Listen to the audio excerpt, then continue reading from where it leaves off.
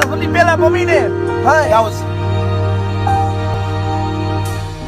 Vreau să-mi iau băiatul, să-l aduc acasă, fiindcă nu mai pot, am inima arsă. Cum să nu fiu number one, dacă există aia, e băiatul meu, e norocul meu. Îi mulțumesc lui Dumnezeu, mi-a dat pe băiatul meu, mi-a dat cea mai mare avere și cea mai mare putere.